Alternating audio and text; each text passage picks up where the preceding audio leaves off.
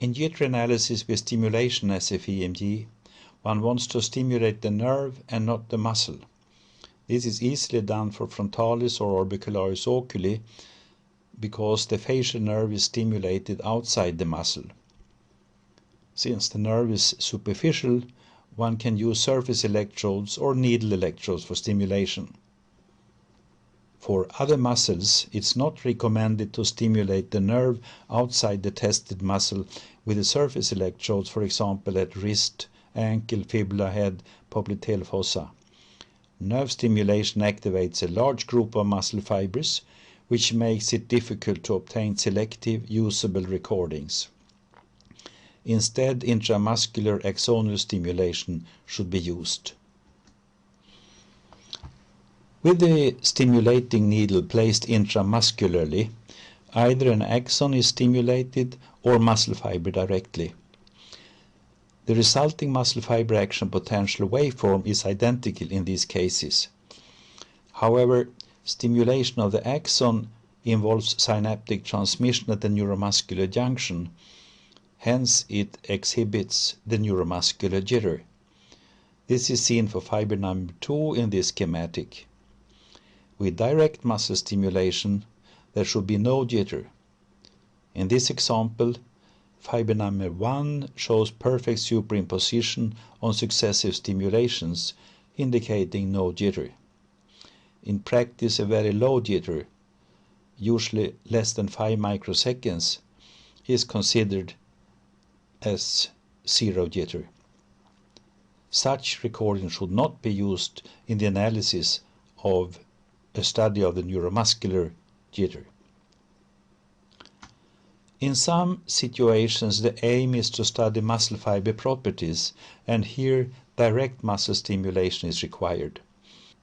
Such an example is in studies of critical illness myopathy.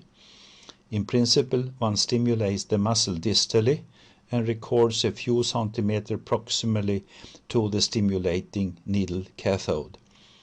The stimulus duration is typically 0.1 millisecond, compared to the shorter duration that is preferred for axonal stimulation, for example 0.04 milliseconds. Here are examples of direct muscle fiber stimulation. The jitter is between 2 and 5 microseconds for all these spikes.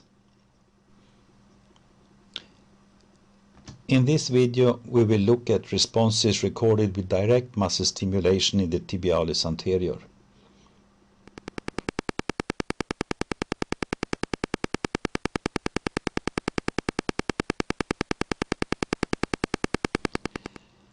If two muscle fibers with similar latency are stimulated, their action potentials will superimpose.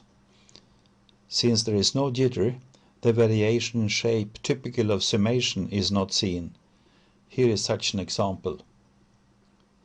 The first spike may be a single fiber spike, but the second, although the jitter is 5 microseconds, is a summation seen when we decrease the stimulation strength. We can also see that in next video.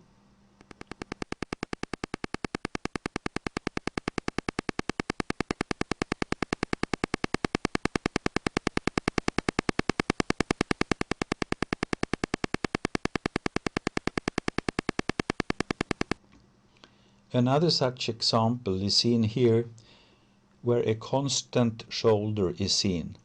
When the recording electrode is moved, the position of the shoulder is changed.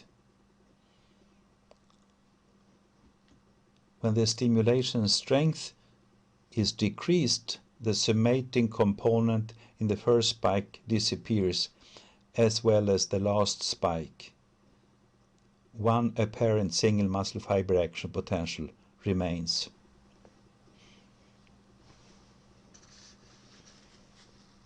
This can be seen in next video.